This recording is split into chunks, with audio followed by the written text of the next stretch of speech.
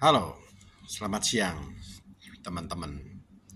Kembali lagi bertemu dengan Mika Wijaya dalam diskusi dan pembahasan hukum dan politik.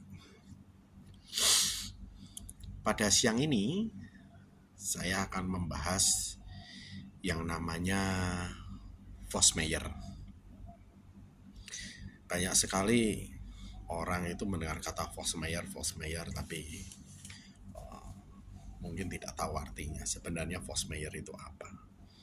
Jadi gini, Vosmeijer itu adalah suatu keadaan di mana seseorang itu dengan tiba-tiba dia mengalami ketidakmampuan karena adanya suatu tekanan yang di luar kontrol dari orang itu. Contohnya begini, hari ini dia masih baik-baik saja, punya harta benda, punya bisnis yang bagus. Tiba-tiba rumahnya kena gempa, sehingga apa yang direncanakan orang itu hari itu juga menjadi berantakan. Rencana kerjanya, plan-plan bisnisnya, ataupun apa saja terkait juga dalam hal perjanjian bisnis, ketika dia harus mempertanggungjawabkan apa yang menjadi tanggung jawabnya, dia tidak bisa.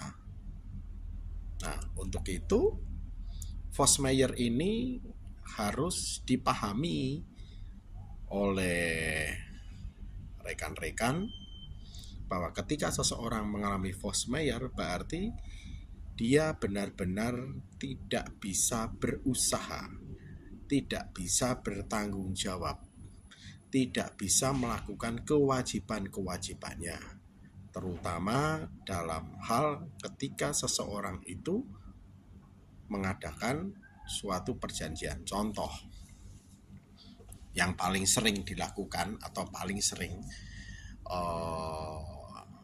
kita alami bersama, yaitu ada ketika seseorang ambil angsuran rumah, lalu kemudian setiap bulan dia harus membayar kepada bank kewajibannya untuk membayar cicilan rumah.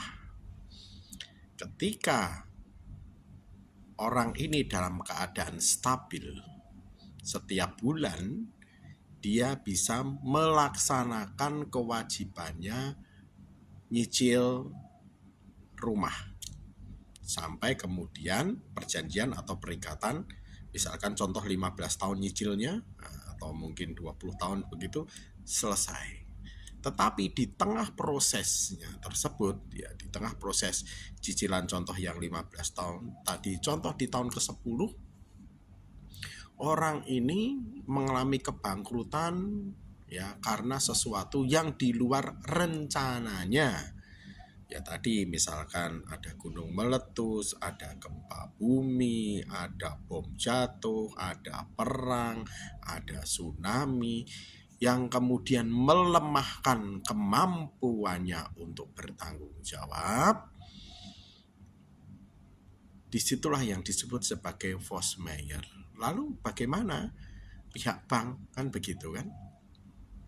Ya otomatis semua yang menjadi tanggung jawabnya itu harus dipospon sampai kemudian keadaan orang itu kembali normal.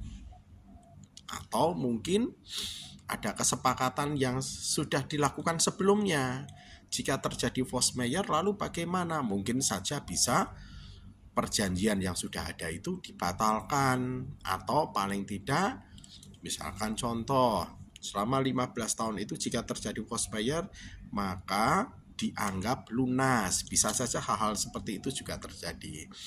Jadi dalam hal ini jika teman-teman mengalami Vosmeijer, kami sarankan lakukan tindakan preventif agar ini tidak menjadi masalah di kelak kemudian hari, yaitu dengan menghubungi pihak-pihak yang menjadi rekanan kerja. Sampaikan dengan benar, tanpa ditutup-tutupi, faktanya juga ada, bukti-buktinya disampaikan bahwa seseorang atau teman-teman ini mengalami ketidakmampuan secara mendadak, maka di situ nanti akan ada yang namanya permisif. Jadi akan ada yang namanya excuse yang bisa diberikan sehingga tidak memberatkan kehidupan Bapak dan Ibu di waktu yang akan datang. Demikianlah pembahasan mengenai Vosmeyer ini, semoga bisa berguna untuk Bapak dan Ibu. Terima kasih. Salam Justisia dari Mega Wijaya.